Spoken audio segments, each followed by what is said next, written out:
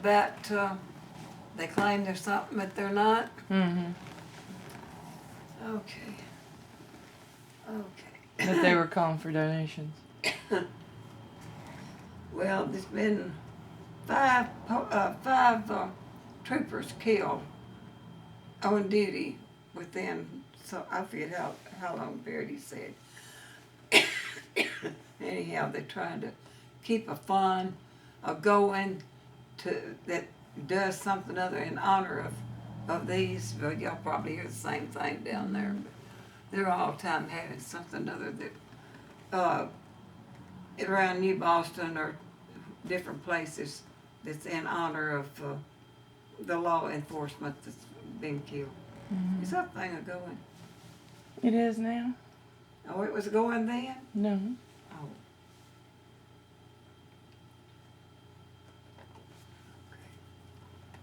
So you're talking about the guy who married you and Daddy?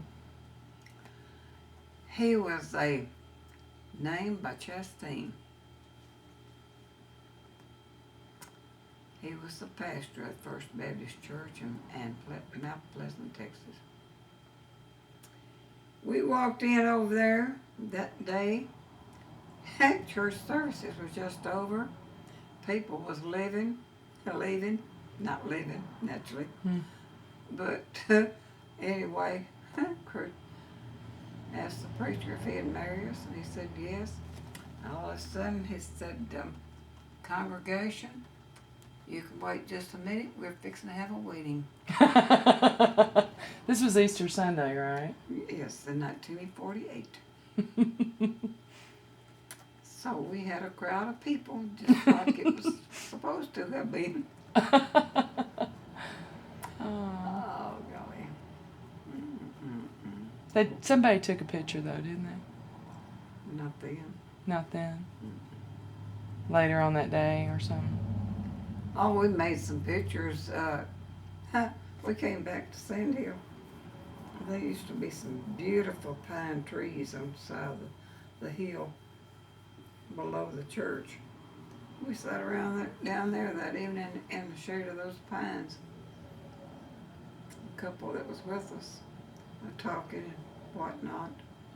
There's some pictures taken down there. Well, they was in all that bunch of pictures that y'all, or that, Ronnie. Laura and Ronnie did on those discs. Mm-hmm.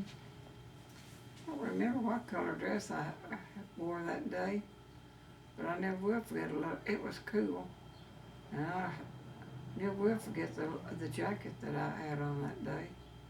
It was green and white plaid. It wasn't just real plaid, but it was plaid. Mm-hmm. But it was a beautiful jacket, I thought. But when my mother let me buy it, she didn't know I was buying it to have. So they weren't at your wedding? Mm. Did they know y'all were going to go off and get married? They didn't. Well, we all went to church at Hubbard, but somehow or another, Crew and I left. We didn't stay for church at Hubbard. Sneaky. Mm-hmm. Do you call that eloping? Yes, I think that's called eloping. I guess we eloped. Well, you had a church wedding, but it was eloping. Eloping church wedding? Yeah. Okay. Yeah. So did y'all have a place to stay, or what did y'all do? Well, we came home and we went by his mother's and daddy's and told them we was married. Came on over to Mama and Daddy's and told them we was married. We left. We was gonna go find us a place to spend the night. We did in Hooks. Filthy. We didn't realize what. Well, the room wasn't all that bad, but it wasn't the best room in the world because naturally our pocketbooks or his pocketbook didn't afford a real nice, I guess you say, up-to-date place. Mm-hmm. We got up the next morning, was going to eat breakfast at this little old cafe deal There was the cook or the waitress, anyhow, she was redheaded. Never will forget. We got scrambled eggs and ham. I don't remember what else. And anyhow, it was scrambled eggs and ham. Come let's try to eat those scrambled eggs, and guess what we found? A long red hair. Oh. That was the breakfast we Oh. walked out. Yeah.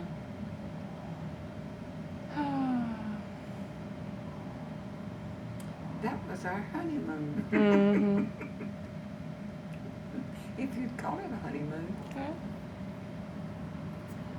Well, nothing to do with his mother and daddy, but well, she had broke her arm before that and is in a cast. Had nothing to do with them, but we had to stay there for a while with them. Well, we did. We moved out, and Uncle Bob and Aunt Janie's old house down the road from them, which wasn't much of a house, but it was a house. The floors had cracks in them that you could see the ground. But we made it. Mhm. We made it there for a year until May. Cleo's wife decided she was going to move in the house too. We was gone one day and we got home and well, there was 2 rooms over here and 2 rooms over here and there was a hall in the house. Oh, it's one of those old. I forget what it's Well, it wasn't called. an open hall, but it was a hall, but Mhm. it had doors here at the front and it was closed in at the back. Mhm. But anyhow, she had piled all the stuff out of this over here over into this. We didn't know what the situation was going to be going on, but we found it. It didn't take us long to start looking for another place to live. We wound up in 2 rooms over there at Grandma Turtle's. Her 2 extra rooms that she didn't use. And we stayed there a year until we moved down here. But Pam was born in 1949. So, was Pam born while you were living? In those 2 rooms at Grandma Turtle's. Oh. So was she born at Grandma Turtle's or was she born in a hospital? Over at Mama's and Daddy's. Did you have a doctor there? Oh, Dr. Craig. The one that your daddy was named after. He delivered him and he delivered me. And you delivered Pam.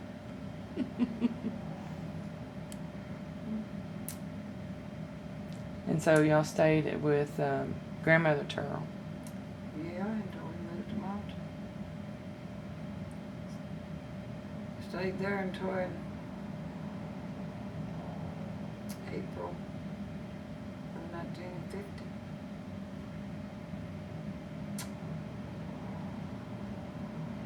So you moved to Malta when Pam was just under a year. And then William was born in 1951. We lived down there on that old place until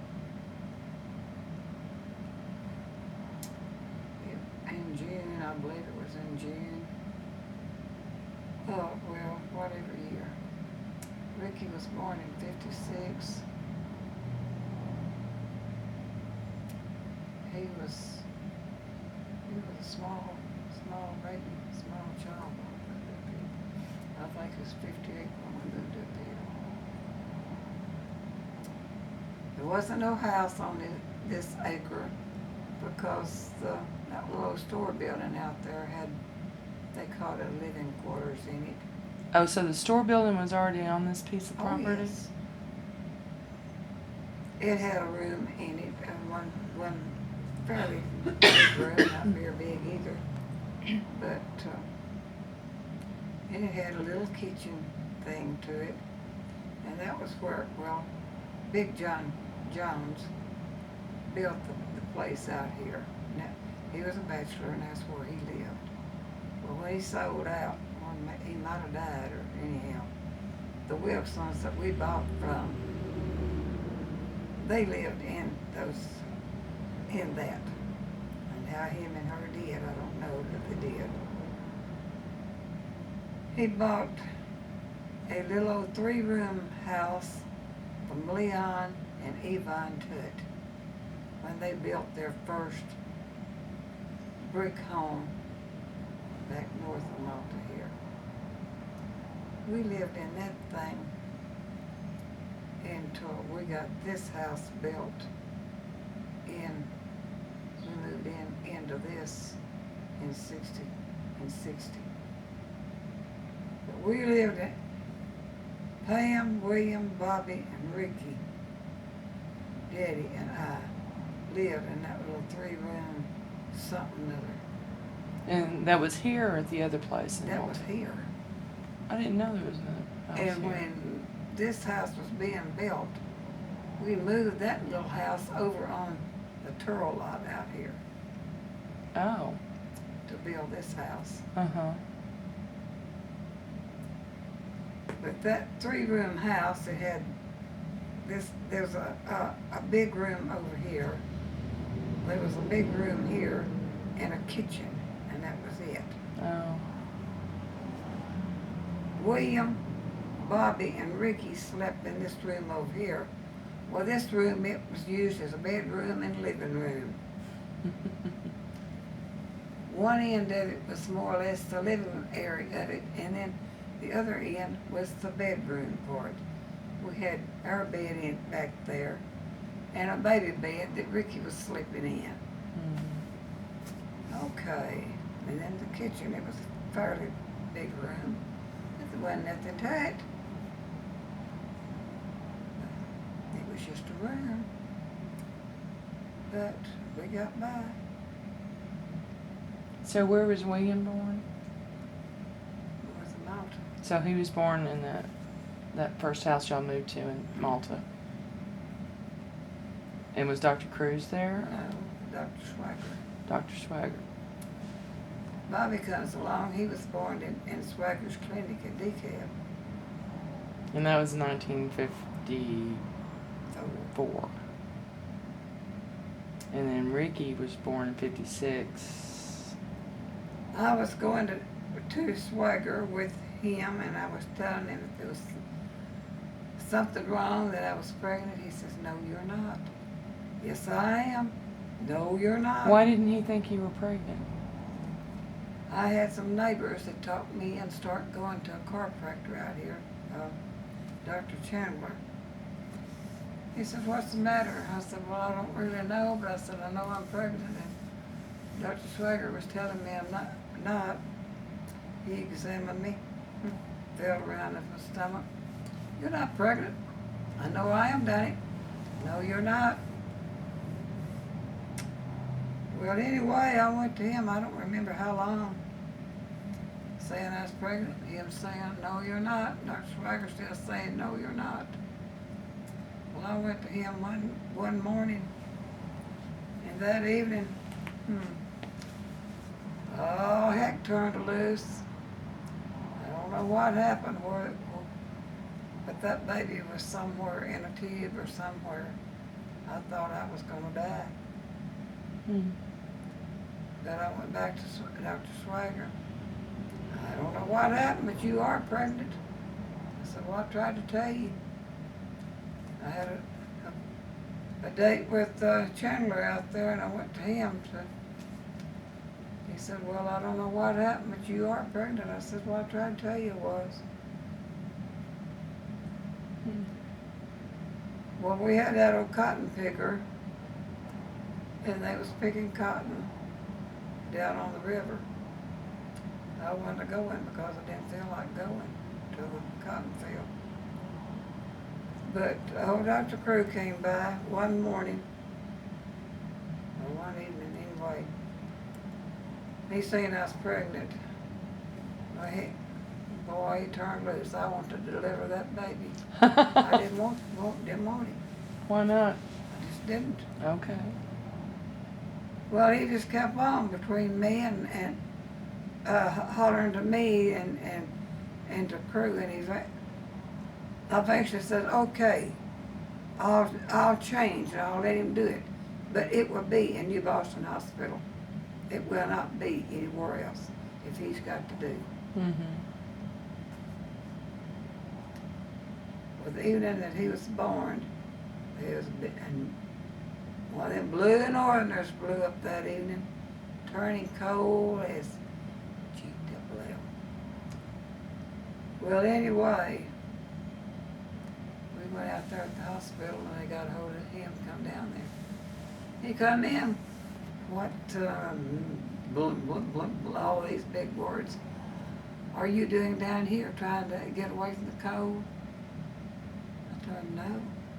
He walks over to the, where I was at a so-called bed, felt on my stomach. He said, oh, hell, we're in trouble tonight. He turned and started out the door. He told the nurses, said, get a hold of me at a certain time. So they did. I guess, anyhow, he come back. But on his way out, he seen crew, and he said, it's gonna be hell here tonight. They carried me into the delivery room. It was him and two nurses. When I woke up, him and maybe another doctor and maybe the other doctor, I don't know. But they was lined up around me. Yeah. I didn't have him. What? I had him, but I didn't have him. He was, turn that thing on. He was what? They pushed him out of me, Debbie. Was he breech?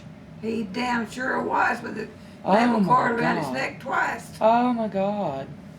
So was he, He was so damn blue and he looked like he was dead. oh my God.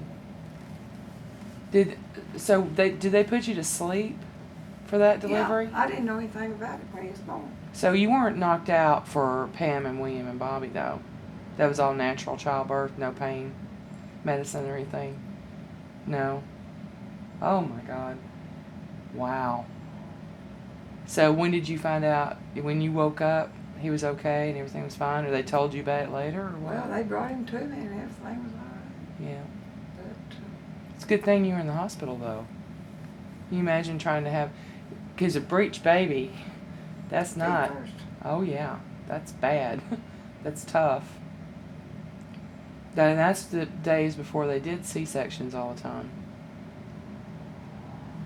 If it hadn't been back then, you would have had a C-section I don't know automatically. Well, Amanda was a breech like that, and they tried to do the version, and that hurt just trying to push her in my stomach. And I can't imagine giving birth with a baby breech. It's probably best that they knocked you out for that. Well, I don't know what all happened to me, but anyhow, I didn't know anything about having him. Woke up with, well, they was just stacked around that Yeah, delivery table. yeah. Making sure you're all right. I Everything. hope you're happy. Who? I hope that thing's happy.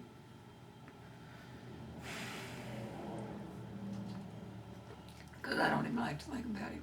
Well, he's fine now. He's a happy, healthy adult, big boy firefighter. Quite the jokester. I've had my troubles with having kids, raising kids. Well, I think about Bobby having so much trouble, different kinds of medical problems all of his life. I wonder if I didn't have something to do with all that. why? Well, I just had a lot of problems, a lot of things. I would go to the doctor, my whatever anyhow, be never was a diabetic, but well, I don't know really what, but anemics and blood pressure would be sky high, then it'd be too low, and just different things with me during the time. And then just thinking about all the problems that he's had, but different things. It makes you wonder, it does me, if I could have had something other to do with it. For the most part, he's healthy and he's. Well, yeah, in some ways he is, in some ways he's not. But I don't know. He has a lot of problems that he has to deal with. Or he does deal with. So, Ricky was born in 56. While y'all were living in that little 3-bedroom. No, we was out there. You were still out there. Mm-hmm. And in the meantime, Daddy had ran a roller rink. That was before we were married. Before y'all married. But then he was doing odd jobs here and there, I take it? Well, he worked for Hubert Meadows. Big pay, $35 a week. We got by, I don't know how. But back then, well, we had a light bill. That was all. We used butane, propane. We'd have to fill up the tank every so often. But after we moved up here, we had natural gas. But when we was living down yonder on that little old farm, well, there was one, well, it had William as a baby. He was going to plant a field of corn. He went to town after a load of fertilizer so he could put out fertilizer planting the corn. He came back, he had a refrigerator in the pickup. I said, where in the heck is the fertilizer so we can get that corn planted? Oh, I got a refrigerator. I didn't buy no fertilizer. My baby needs a place to keep his milk, and we need a place to keep milk and keep our food instead of that ice box that we're buying ice to put in. So y'all had an ice box? Uh-huh. Then you had to buy blocks of ice to put in it? We was buying ice from Betty Foster's granddaddy, Mr. Newt Terrell. He had an ice route. I'll be. So it was pretty common in those days? Oh, yes. Everybody didn't have electric refrigerators or, well, they was buying ice for him. Well, where did he get the ice? How did they make ice? He got it at the ice house. There was an ice house in DeKalb and one in New Boston. In DeKalb, it's a feed store now, I think, it's there. But anyway, in New Boston. So they had refrigeration, it just was, everybody didn't have it. Oh, no. And so they'd freeze the ice and cut it into blocks and sell it. It was frozen in 100-pound blocks, but it was frozen in a way to where that you could either get a 50-pound block or you could get a 25-pound block. And the ice box that we had, it was a 25-pound block. So that we had to buy ice often or that anybody had one big enough for the 50-pound deal. But he had to go up there and get he started out hauling ice in a wagon. And then he got to where he could do it at an old truck that he delivered it with. But it was back in those days. Yeah. He came in with a refrigerator for a load of fertilizer. His baby needed some way keeping his milk besides the ice box. That thing run. Ricky eventually got the end of the good out of it. But when this refrigerator in here was bought, it's got the name Frigidaire on it. That's what he wanted. He wanted a new Frigidaire because that old one was a Frigidaire. Was that the refrigerator that he bought? Huh? That old refrigerator? The That was in one. here forever and ever? Uh-huh. That was the first refrigerator Yes. he bought? That was a Frigidaire. It was put out by General Motors. Oh my a God. Frigidaire. But this in here The name of it is Frigidaire, but it is not a Frigidaire. Oh, No telling what it is. yeah, We bought it at Sears, but yeah. that didn't spell nothing either. Is Ricky still using that fridge? No, it eventually quit. Oh, but it ran forever and ever. I don't remember now what year it was that it quit on him. Wow. Well, it hadn't been in your kitchen for the last. 3 or 4 years. Or, Yeah. anyway. Yeah. But he used it though a couple of years after he carried it over there. Mm-hmm. Oh yeah. So then y'all decided to buy the store here on this piece of property. No. Sold that down there to buy this. To buy this. Oh. Well, I say that. He bought it and then we sold that down there. Yeah. But we used the money that we got out of that to build this house. Oh, okay. And that's why this house was a cheap built house. But I guess it wasn't cheap built either, because it has stood lots and lots of hard winds that just a cheap house would have been on the ground. Mm-hmm. That's well put together. But So he worked for the Meadows? he worked a couple of years for Hubert Meadows up there. Mechanic, $35 a week. Well, him and Harrison Richardson mowed right-of-ways together. Harrison had the contract with the highway department, and he got the crew to get a little tractor for him to mow together on the right-of-way. And after he went to work otherwise, well, he got a hand to drive his tractor. Mm-hmm. And anyway, then Harrison got out of it and just turned it over to crew. He had a couple of tractors. And while we was living down yonder, well, he had a Ford tractor and a Cub tractor.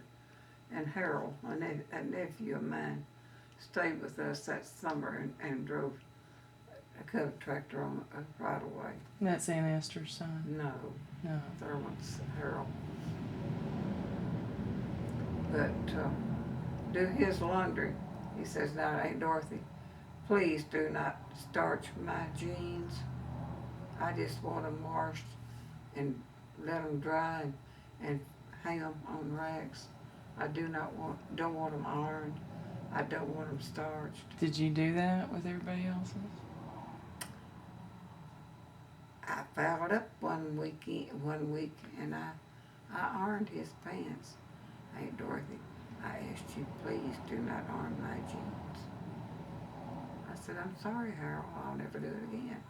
I just wanted you to have some jeans for the weekend that would look nice.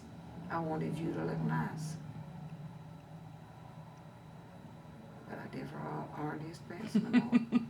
Did you iron everybody's clothes back then? I ironed a lot of them, yes. Did you use a dryer or was it just an old washing machine? No, we didn't have no dryer. They was dried on the clothesline. Yeah, we had an old washing machine that he bought from Uncle Walter and Aunt Mary Turrell that they thought was wore out. They got a new one. He bought that thing that they thought was wore out, and he worked on it and got it to working. And we finished it up. We wore it out. I think it was the one that my hand went through with my wedding band on. Uh-oh.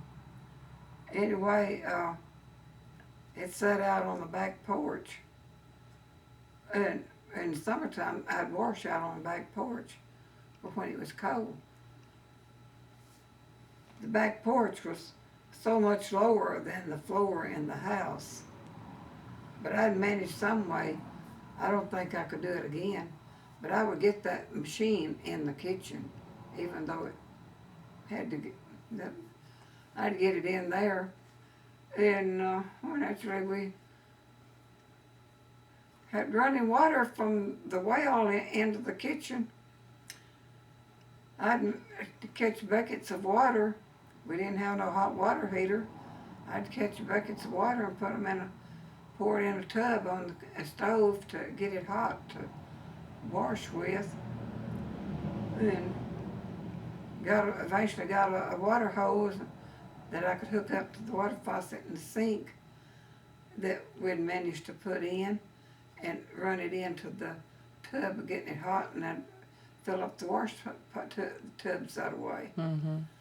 And then when the water get hot and the tub on the stove to put in the tub of the washing machine to wash, then it was to dip and carry, that way. Mm-hmm.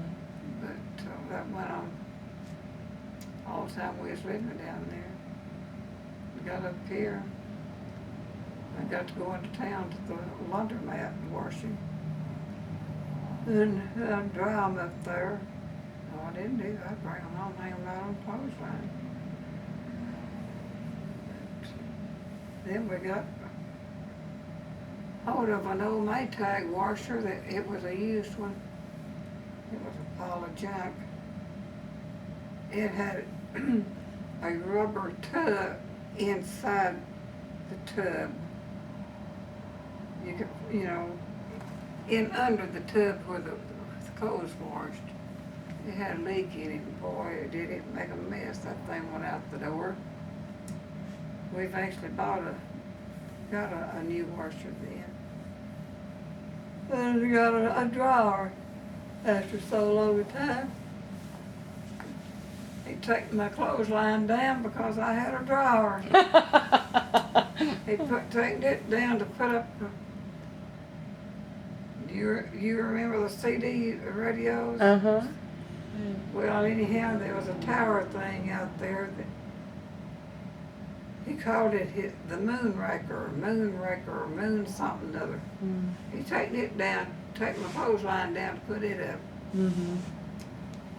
I didn't want him to because I liked my clothesline by hanging out blankets, quilts to air, and I like to hang out some of the clothes to air and dry. You don't need a clothesline now, you got a dryer. Sir.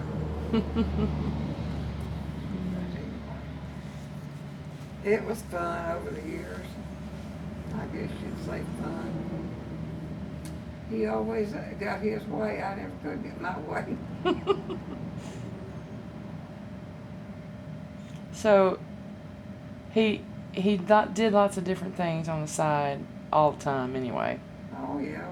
I always had something going besides D&Z work. And when did he start working at D&Z? William was a baby. So he worked for Meadows for a little while, and he was mowing on the side, and then he started working at D&Z. Well, Was that a step up in pay? well, before he went to work though for a while, Hubert Meadows, he worked at Red River. Uh-huh. We had this old 38 Ford, which was a Pala, you know what, but it got you around. Mm-hmm. We got up one morning, it was cold and beginning to freeze, and the radiator on that old 38 Ford, it kind of was froze, or it froze up going up the road. He got mad, he got out of that old car and he kicked the hole through the radiator. So anyway, that pretty well done his work up at Red River. He worked down there for a while, but anyway. He didn't have a way to get there anymore after that. Well, we fixed the old car and drove it some more. But don't it? Oh, yeah, I did too. It starts out, I didn't know what it was he got after that. It was a 39 panel rig. Well, I guess you would know what a panel was, if anything about it. But anyhow, it had the front of it was seat up here, but this was all open space back here, wherein you could haul stuff. It had been used for some kind of delivery or something other anyhow. He got that and we drove it for a long time. So he was working at DNZ and saving up money to buy this piece of land with the store on it. And No, we had this one. He was working down there. Okay. It was bought and paid for. But he went to work it. Then he made a mistake. He eventually admitted that he did. He got a chance. He was on the guard department down there on DNC. But he had a chance to transfer from DNC to Red River as a guard. He didn't do it. Quite a few of the guards did. Mm-hmm. But after so long a time, he admitted that he fouled up by not doing it. Why? Well, he would have had a lot better retirement, a lot better everything if he had went to Red River instead of hanging on to DNC. And people that went to Red River, they retired with a good retirement. He retired with $49 a month. Oh. Retirement check. Yeah. That was big money, considering some of the older guards that was down there when even the older ones that went to work about the time he did, they got old enough to retire, they had to retire. They didn't, maybe $10, $15 was all they got. Yeah. I couldn't believe it. Yeah. They said that was right. So the plan with the store, was the plan always for you to run it or what? Well, I did until I got pregnant with Melinda, and yeah, I said, this is it. I can't do it no more. Yeah. And his daddy and mother came up here one evening, and that store was closed. And he was going to give me the whatnot. You'd better get yourself out there and get that door open. I said, no, I don't have to. Yes, you do. No, I don't. He thought he could tell me what to do. Well, on account of that was more or less why we moved to Malta. I got tired of being told about what to do and how to do, and you couldn't go to town. If you got off that, all of them knowing that you was going, the whole decab knew we was in decab before we got there. That didn't work with me too well. Well, after he had that stroke and Othel and Luna moved that house down there, I never could understand why they didn't stop it out there on the gravel road. Well, I think it was already a foreign blacktop at that time. But no, they had to take it on down past them. Othel go out to work of a morning. They stopped him on his way out to work. They stopped him on the way in of evening. They couldn't go nowhere. Mom and Daddy knowing all about where they was going and when they was going to be back. Put up with it. But it just didn't sit with me.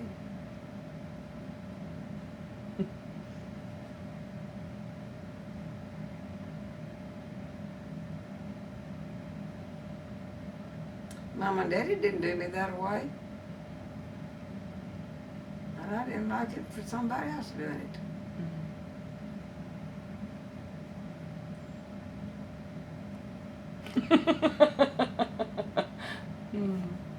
So, Melinda was born in 1962. And she was born where? In Keller's Clinic in the camp. Keller's Clinic. And that was all fine? She wasn't breech or anything? And Keller was there? Keller was the doctor that delivered her? But then I was born in 1964 in Mount Pleasant. Why? Why? Just because. No, there needs to be a reason. Why? You didn't want to go back to Keller, or what? Well, Keller sent me over there. Why did Keller send you to Mount Pleasant? Because you already had Well, 5 he's kids. more or less one delivering babies. Huh? He more or less one delivering babies. Oh, okay. So you said, I'm not going to deliver babies anymore. Michael come along, well, went over there too. Mm-hmm.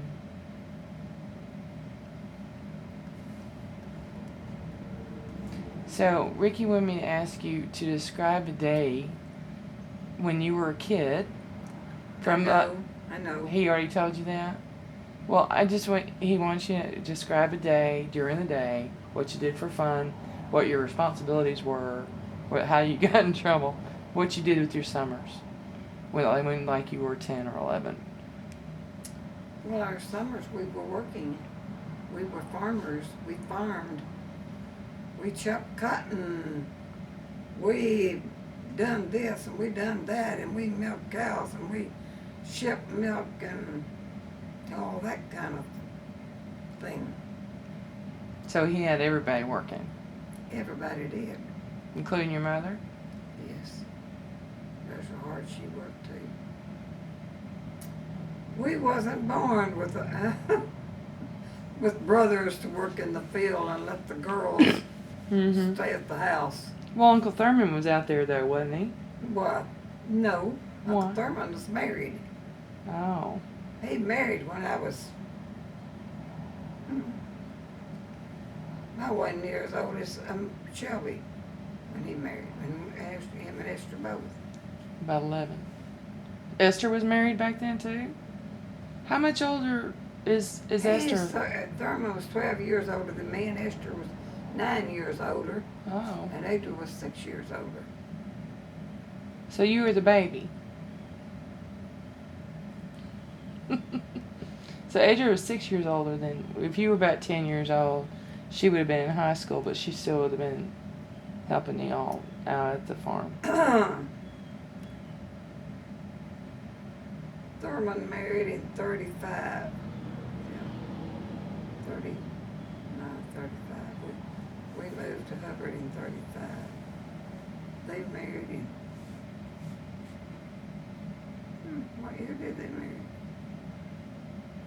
I had started a school, or just barely started school, probably in more or less my first year in school. I don't think he even started school. She went 1 week before she married. We had a bunch of cotton in the field, and everybody was picking cotton, trying to get it out for cold weather, before it went to raining. She went to school 1 week and got married.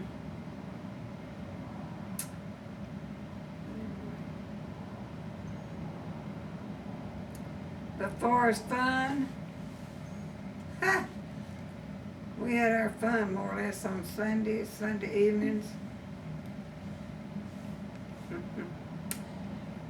We'd go, Daddy always kept sweet gum trees hacked.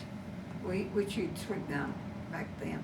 So you tapped the trees and He'd hack them, cut the bark into just wood, and a sap would run out. That was sweet gum, or, that's what we chewed for gum. And there's stretchberry bushes in the pasture. We'd get those stretchberries and chew them with our sweet gum. Stretch it, just like bubble gum. okay. You can blow bubbles with it, do anything that bubble gum would do. But we got ours free, just by going to the woods and picking sweet gum and getting stretchberries. What did stretchberry look like? It was just a little bitty round berry it wasn't black, but it was a kind of a dark purple, darkish color. They was sure good in that gum. Daddy get mad at us, tell us not to do it. We eventually learned that we couldn't do it. We'd find these little saplings, bushes, trees that would bend over. Mm-hmm. We'd bend them over and use them, have horse out of them. Some of them was straightened back up, but some of them was old enough that they was straightened up. He'd find these bushes bent over. He knew the kids had been in the woods. Don't you do my bushes that way no more. Said that they'll grow that way. Well, sure enough, they did. But in the back of the place, we called it our mountain because it was level here, and all of a sudden it was a big high hill there. Right. And we'd go up that and run down it. Go up it and run down. Crazy fools. But anyway, we had a lot of fun just roaming the woods. Because back then there wasn't no vehicles for kids to run up and down the road in. And did you ever go to what the kids call the Hoot Owl Bridge? No. No, you never had to get in. Well, them boys knows all about the Hoot Owl Bridge. It was a bridge down on the Candy Creek. Uncle Lewis's kids and us would all get together. Miss Tenny and Miss Dresser would be over at Uncle Lewis and Aunt Edder's. Naturally, Othel and Crew and Jim, all of us had to go down there to the creek bridge. Hook me out, hear ourselves back up, echo. Oh. Cut her initials, there was no telling how many initials and names that was carved in that bridge. It had wooden rails, Yeah. and why, that was a hangout to kids.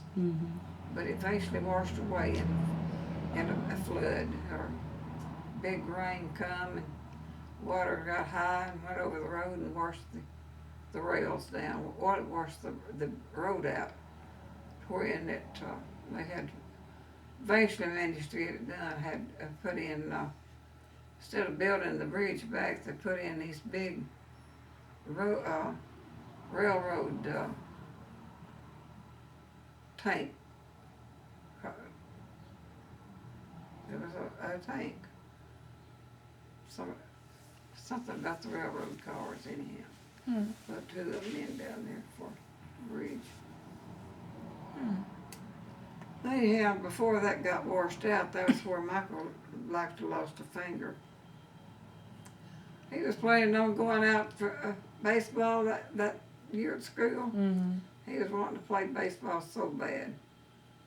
Well, the day that they was to try out, him and another one of his buddies played hooky instead of going to school. They go down the Hoot Owl Bridge. And he was in under it. And there was a big piece of timber fell on his finger and busted it wide open. Yeah. He didn't come home or anything. He went to Keller. Oh. Keller sewed that up. And then he went to school. Then he come home with his finger done up. I forget now, it was 80-something or 90-something stitches that was put in that finger. Yeah. Well, it wasn't a healing. And from some cause, he was having some problems with, his throat, tonsils or something other. Anyhow, I was taking him to a Dr. Ship. He was a throat, eye, and nose doctor, one of them kind of specialties. And whatever it was that I was taking him to, he noticed Michael's finger. He said, undo that finger, I want to see it. Michael had lost that finger, I guess, hadn't been for him. He told me, says that will never heal. He put a cream on it and told him, says you get this particular, or told us to get that particular kind of tube of cream to use on that finger. And says, don't you wrap it up, do it up like this anymore. Says, keep a bandage on it all right, but don't do it up in such a way as this. Well, that finger went to healing after that. But anyhow, I don't know. I guess he's got a scar on that finger. I guess he'd show it. Guess it'd be a scar. But anyhow, it was a mess. Mm. Getting infected, Yeah. the way it was done up. Mm. Just all such as that. But we had a good time back in them days, getting down in the woods, playing around, hunting sweet gum, and just roaming the woods, playing different ways. Mm. Then our entertainment, I've got some of them out here, wagon wheels, so big, we could get a broomstick, learn how to do it. We could get one of Daddy's Prince Albert backer cans and open it up, fold it out, and then curve it up on the side, and nail it on this broom handle, or if we was lucky enough to find just no board Mm-hmm. that we could nail it to. Roll this wagon wheel down that stick in between this, and he'd go rolling down, and we'd go down, keeping it rolling. A lot of fun. We always had washers around. We'd get out and play washers, dig a hole in it, pitch washers. Mm-hmm. Draw us off a hopscotch deal in the sand or on the dirt. Play hopscotch. Just things that way. Mm-hmm. We entertained ourselves back then. We didn't run up and down the road in a vehicle. Go somewhere and park on the side of the road. No way. That didn't been done. Oh, I see. Okay, you got it. Well,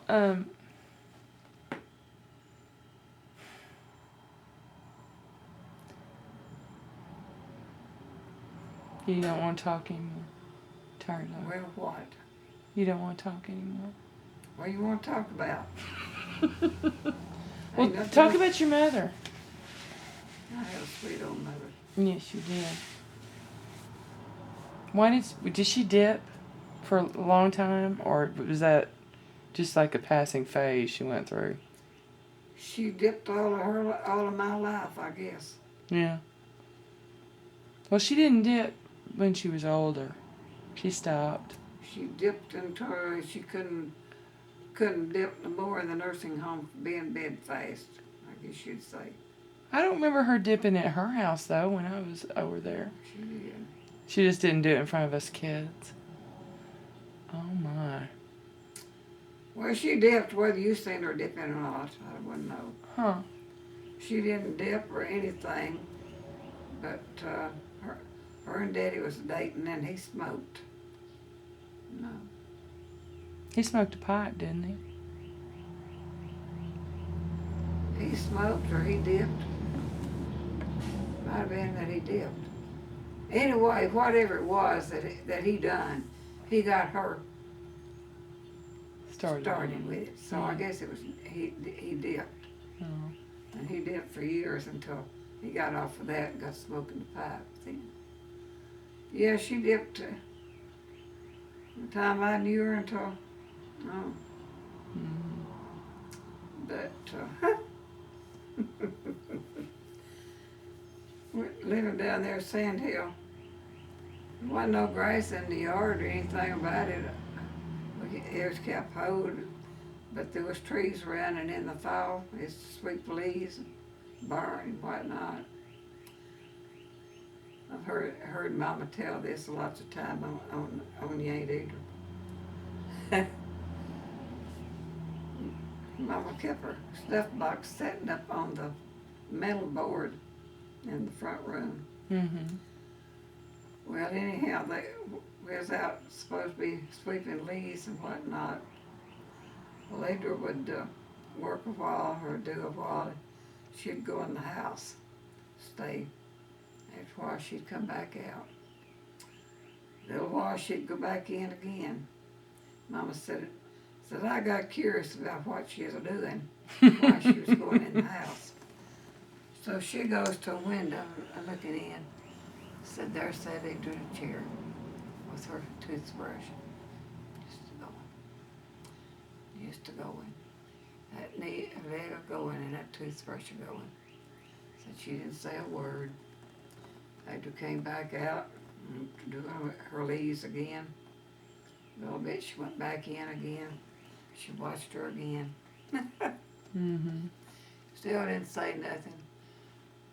She let her do it 3 or 4 times, and the last time anyhow said that she just said to her, says, "What you doing, baby?"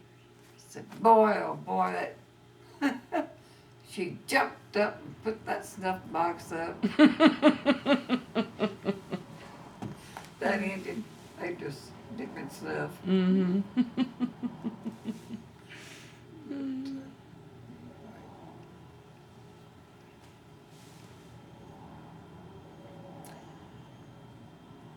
Daddy smoked his pipe. Well, he grew his own tobacco. He did. Yes. In the fall, when the leaves got to a certain stage, we always pull those leaves and carry them into some kind of shed. I don't remember. But anyway, he'd tie these leaves together Yeah. and he'd tie them up here on Hanging from a rack or a hook or something. to dry.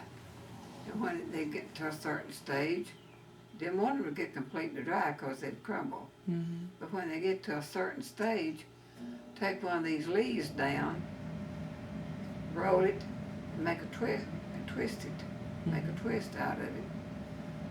It gets so far down, you could twist it and go back up, do make a double thing out of it. But he'd cut off these little pieces of it, one of the twists, and he'd put it in his pipe to smoke. Wow. All the time wanting to smoke his pipe with him. Mm-hmm. One Sunday morning I'll never forget how sick I was. I had a cousin that always come up there on Sunday morning. They'd talk about their squirrel hunting, about going squirrel hunting and this, that, and the other. But anyway, he was smoking his pipe and this piece of homemade tobacco. I got wanting to smoke, get a puff. He eventually let me have it. Oh, was I sick.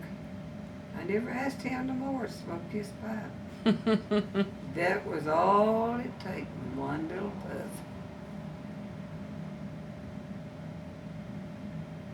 Mm-hmm.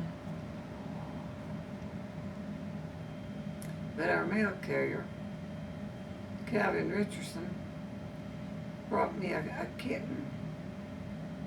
And I named my kitten Calvin.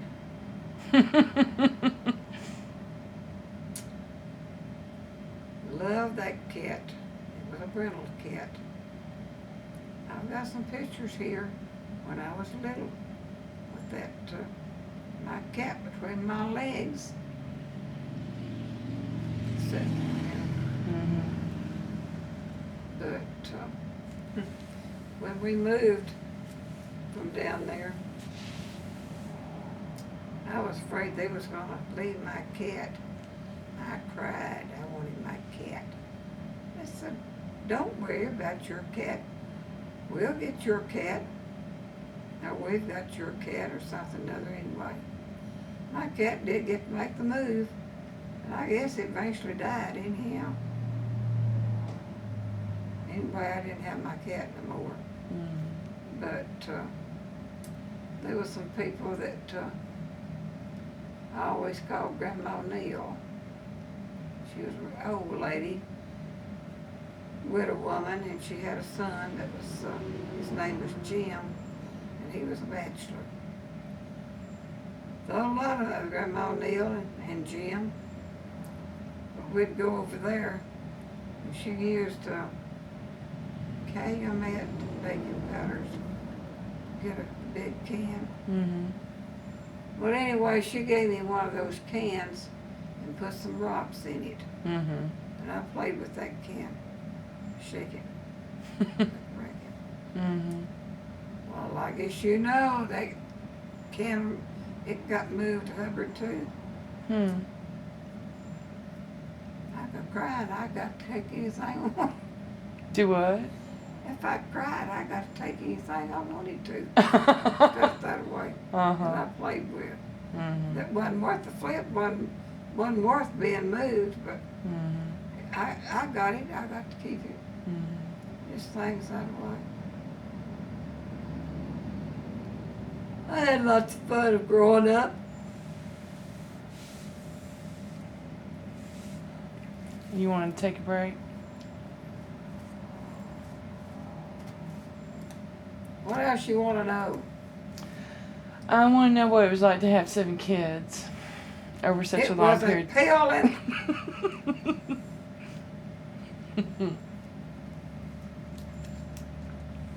Can you tell me about some of the stuff we did, like going camping for vacations and oh, we went camping every summer. Always went to camping. from starting when? I don't know. What year we might have started it. But he found this old wooden boat. That's a wonder that we all hadn't got drowned with, but we did it. We used it.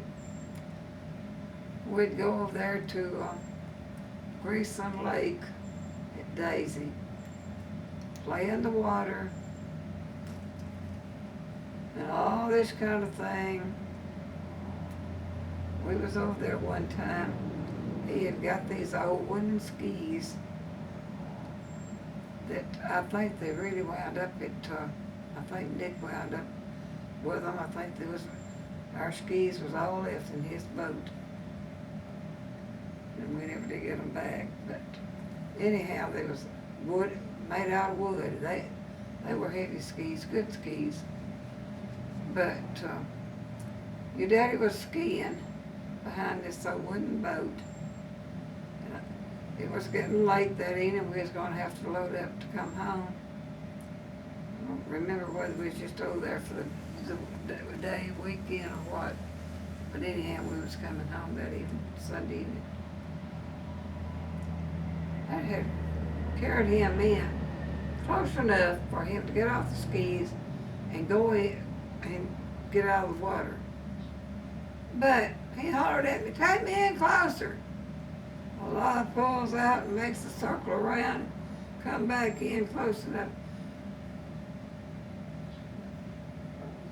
He goes skiing up the bank. No, I tell him how fast on them old wooden skis. If he'd have failed it, cut him all to pieces on the rocks. He never did ask me to take him in closer anymore, because I guess he found out she would. Mm-hmm. But we did. We had a lot of fun with all six, and then he got rid of it, and we got that red and White House fiberglass boat, and it had a 35 horse.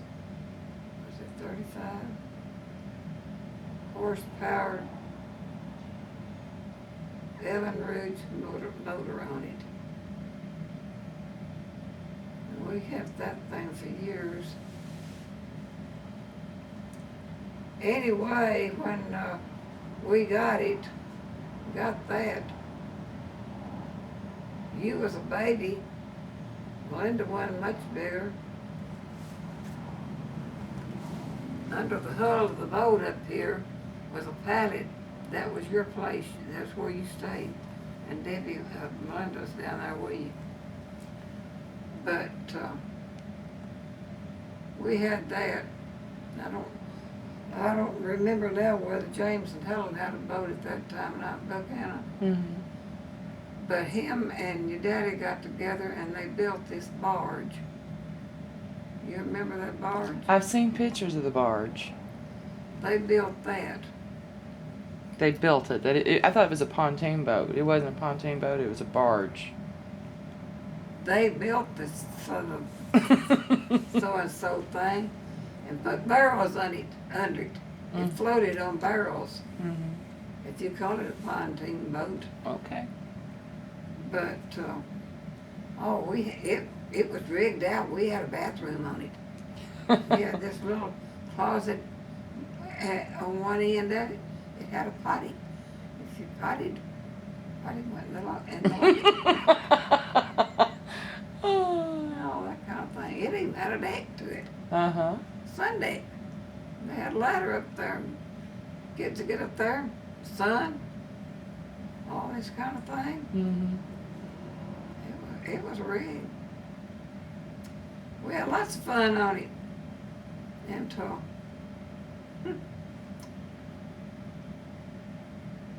you decided that you was gonna do like everybody else. Was it? Oh, maybe it was Melinda. Yes, it was Melinda. Anyway, she was. Well, I know it had to be her because she wasn't that big. But anyway, she decided she was gonna just as big as any of the rest of them. She could jump off that barge into the water too. Mm-hmm. She jumped off. That ended the deal on our part. So, did y'all see her jump into the water? Oh yes.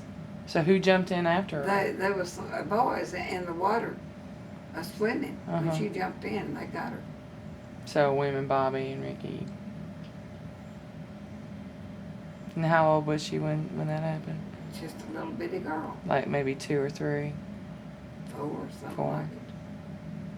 Because I heard that story both ways. I heard you say it was me at times. Well, it's one Melinda had heard you say it was her at times, so I didn't Well, know. it's one the other. Yeah. That's been too many years ago. Okay. I just know when we was camped one week up on Alex Pike. That night, William and Bobby and Ricky had gone down to the river playing, swimming. And you and Melinda was up there with us. We was gonna cook supper. And Melinda might have been down there. I don't think she was. But anyway, y'all taken off down there. Some of the river was where you could walk around okay, but when you got to a certain spot, boom, it was deep.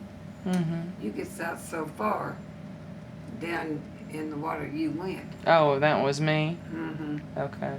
And William and Bobby got you. And we never could get you in the water no more, over your ankles. You was so scared of the water. And eventually got y'all into swimming lessons. You weren't old enough to take swimming lessons. But Steve Minner let you take lessons that year. And by the time the 2 weeks was up, he had you where you'd turn loose him and play in the water. Mm. But it taken him 2 weeks playing with you, trying to get you to where that you would turn loose in the water. Wow. And what in the heck was the other man's name that was lifeguard down there with Steve? He was a bigger man. He was bigger than Steve. Steve wasn't no little man. Both of them were school teachers. Steve taught it to James Bowie, and the other guy might have. But anyway, they was both school teachers. Mm. And just more or less see that the other guy, in my mind, what he looked like, but I can't recall no name.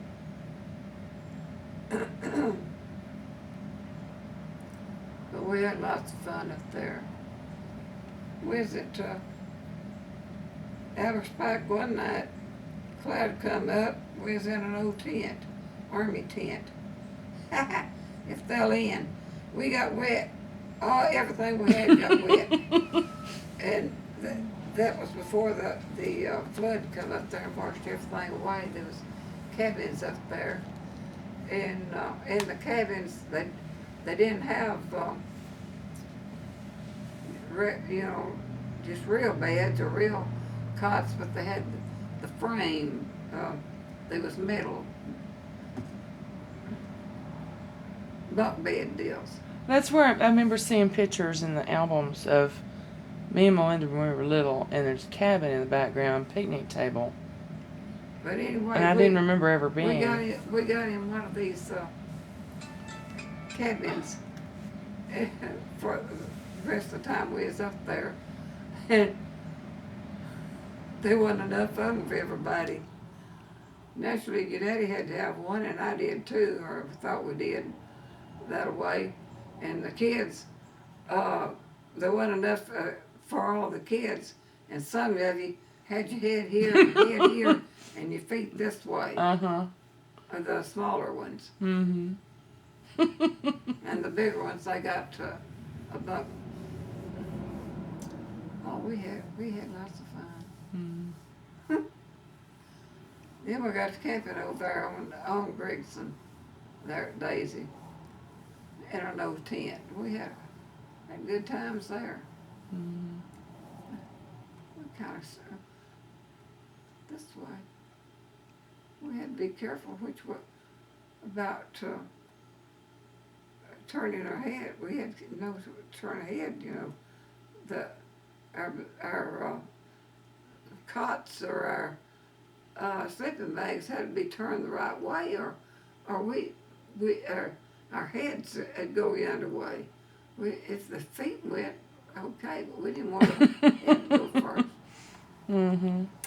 And I'll always wonder what it was. We was up there one time. It spent a week up there, and the Woodsies was up there with us. Theo and Adrian and the three girls. Mm-hmm. I thought everything was hokey dokey.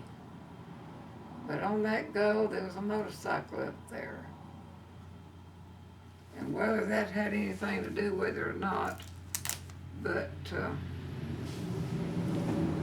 William had that black motorcycle, and Bobby might have had his up there at that time too. But anyhow, they let the girls ride with them, and that one suited very good. But something happened that morning. All the kids was down there at the lake playing in the water, and I went down there. I thought I'd play a little while too. Theo and Aunt Adrian and your daddy was still up there at camp. And all of a sudden, I was called, Dorothy, get the kids out of the water. We're going home. Who, Daddy called you, or? Yeah. Something other had happened up there with the Woodses some way or another. Huh. That she didn't like whatever was said or done or anything about it. They was going home. Well, your daddy said, we're going home too while we come. Uh-huh. But to this day, I do not know what happened. Daddy didn't tell you what went on? Well, he said he didn't really know. Oh. He said just all of a sudden she flew up Huh. and says, we're going home. Oh. So we come home. They never did go nowhere else with us like that camping. Huh. But she hadn't been complaining about anything, and he wasn't getting to her or anything like that. Well, I just know all the kids are playing around, riding motorcycles, whatever they's doing. Lillian sprained her ankle. Oh. And other than that, I'd have no idea. Hmm. But her ankle was all right. She didn't have to go to no doctor.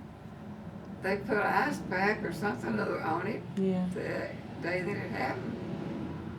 But she was all right that day, morning, because she was down there playing in the water too. Hmm. And what no, she's kind of like this one that's out here at the nursing home.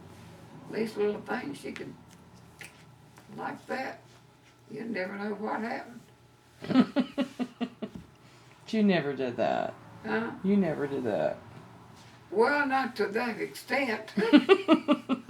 At the very least, I never did get mad at my mother and daddy and wouldn't talk to them for Okay. 3 or 4 months or a year or years. Mm-hmm. Okay.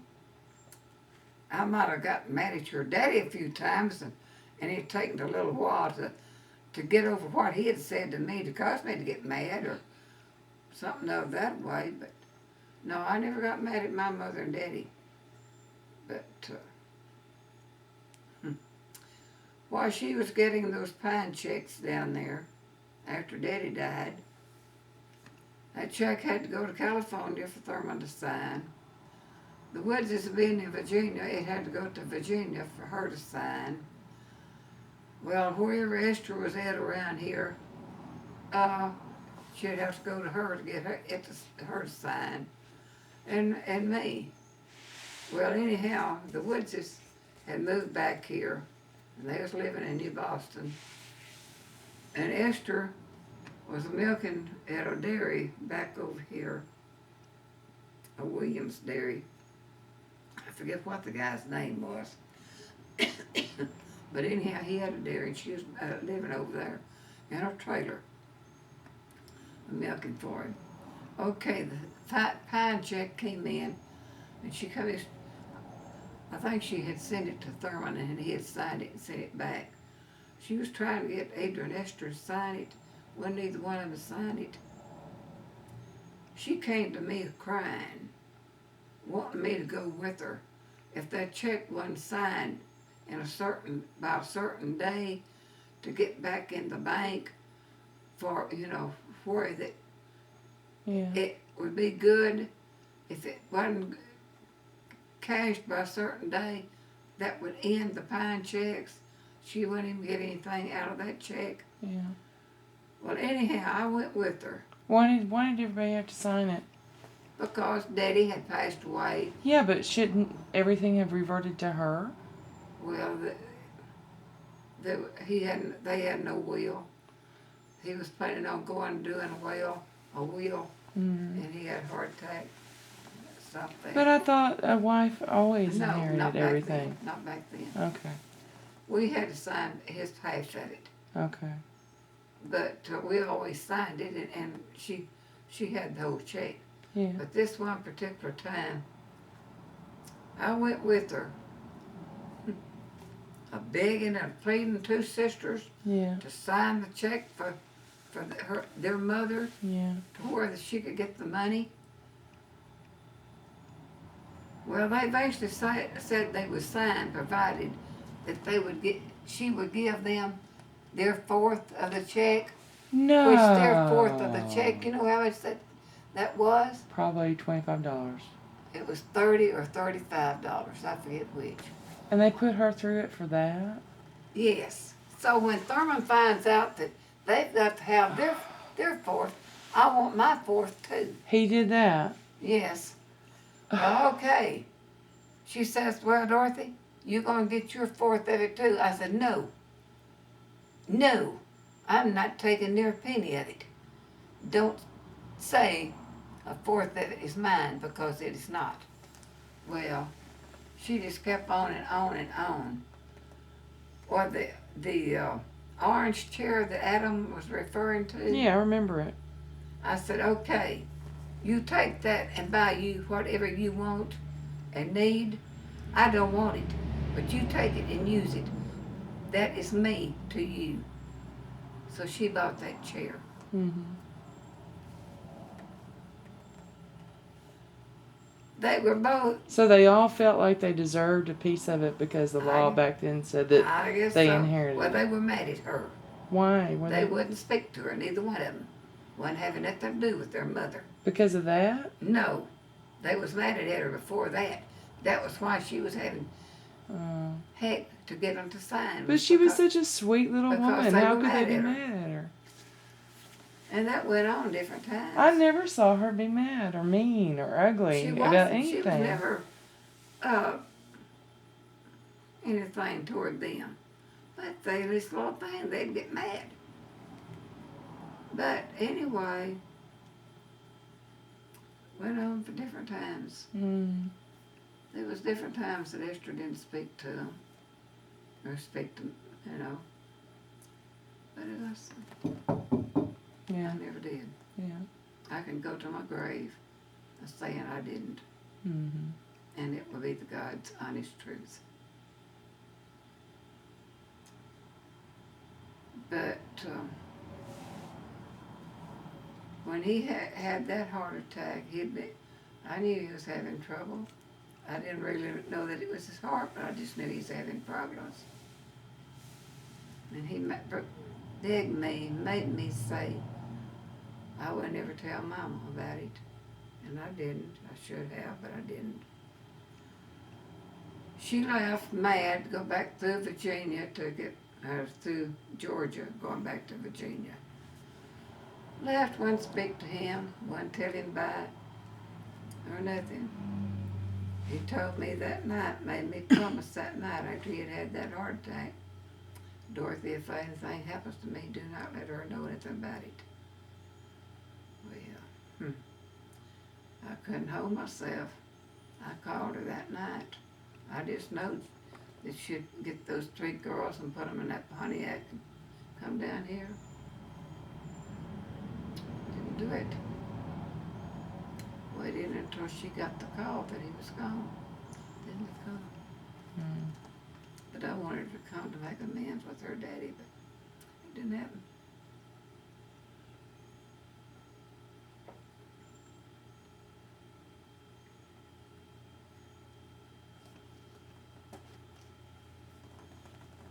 And just things that way. Esther was mad at me before Mama died. She got mad at me in Wadley Hospital for something, I don't know what. She met me at the door down there one morning. Boy, I got the 3rd degree for something. I didn't know what was going on.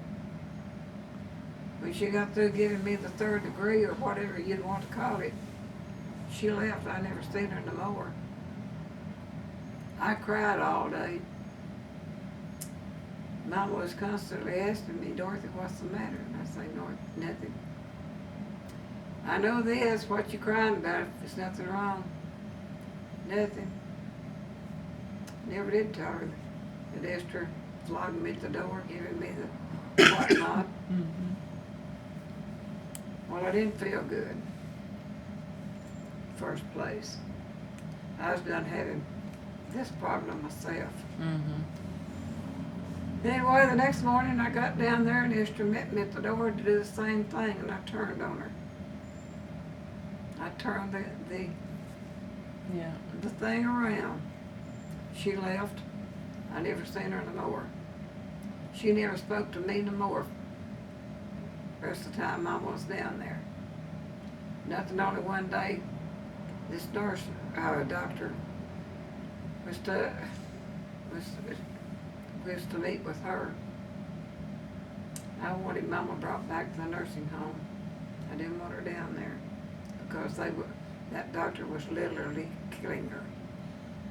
She had a tube down her nose with this, I don't know what in the heck it was. It was milky looking mess. Yeah. But it was going in up here and coming out down here. Fast as it was just constantly a drip. In and out, in and out. Well, I didn't want her to stay down there in that condition. Esther says, Dorothy, you know good and well they can't take care of her at that nursing home. I said they can do just as good or better than they're doing right here. I want her back to the nursing home.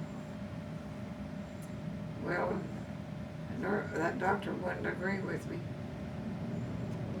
But I come to the nursing home and I talked to the wheels down there. I want to know, can you take care of my mother now, the shape she's in? Get her here as quick as you can.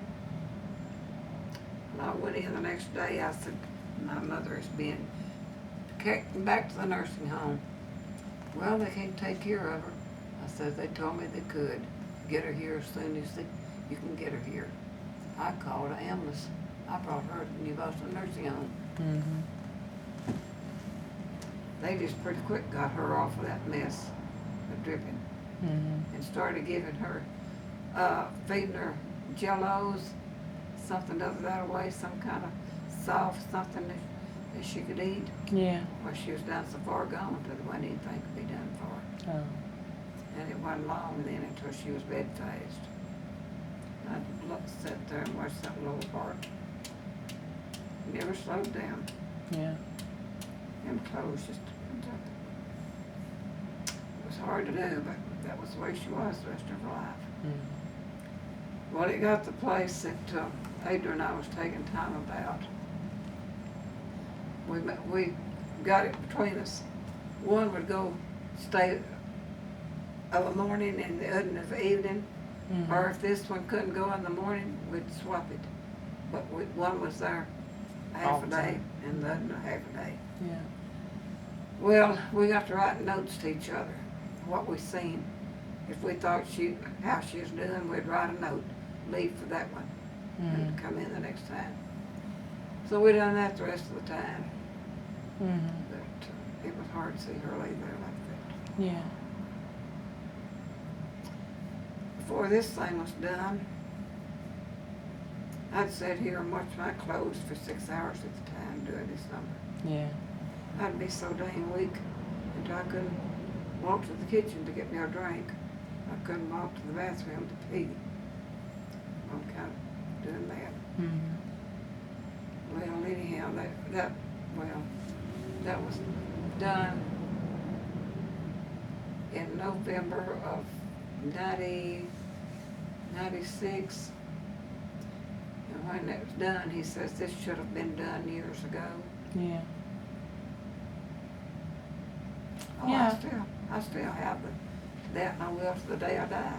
Yeah. But this thing takes care of it. It don't let it just continue on. Mm-hmm.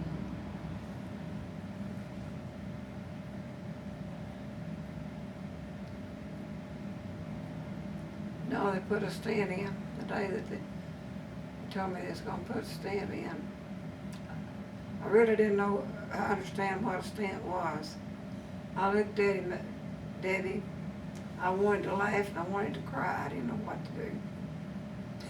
I basically said, okay, when are we gonna do it? Just says, let me get a appointment set up where you get to come in the hospital to get OR so we can do it. Mm-hmm. He got that put in and went back for him to check that. Well, the first was put in October. The other went in November. But I went back for him to check that and see how it was doing it. He says, well, we got to do a pacemaker now. I said, okay, when we're doing it. Just as soon as I can get an appointment to have a room. And I didn't know what a pacemaker was either. I'd heard of them. Mm-hmm. I knew of them. I knew a person that had one, but he had done passed away Mm-hmm. because the battery went dead. And when he went dead, but he was gone. Oh. I don't want to go through putting a replacement in here again. I do not want to do again. That was put in 96. It was replaced in 2000. Well, anyhow, it was 9 years. Couldn't be right. 2005? Huh? 2005? Something like that. Anyhow, it was in there 9 years. Mm-hmm. When this was put in, to start with, I laid there and watched it. Up here in the mirror, watched them do it. It didn't hurt Yeah. or anything about it. Uh-huh. They deadened it, I guess, the Yeah. skin to cut and tear that hole. Yeah. But boy, when they redone it, I didn't watch it being done. They had me covered with blankets and towels and Yeah. whatnot. Uh-huh. Had my arms fastened back here some way, behind back of my head. Mm-hmm. But they stuck me with a needle. I said, oh. Wait a little bit, and they stuck me with a needle again. Oh, a little bit more. Oh. Uh-huh. They stuck me the third time with oh, and boy, I let out a whooping yell. No, that hurt. I said, Dr. Martin, Dr. Milton, I said, why are you in there? Replace those wires so I won't ever have to go through this again. Because if the wires had messed up anyway, well, he's gonna have to replace them. Yeah. But he said, we can't, there's nothing wrong with the wires, we can't bother them, the law won't let us. Mm-hmm. But I said, I don't want to ever have to go through that replacement again if it hurt like that did. Mm-hmm. Oh, it hurt. Them sticks hurt. Mm-hmm. I don't know what they done. What kind of needle they're sticking me with, but it hurt. Mm-hmm. It hurt.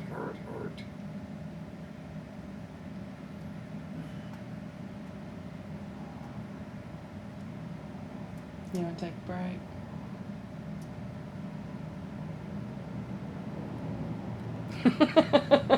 Is that going to think of some more questions?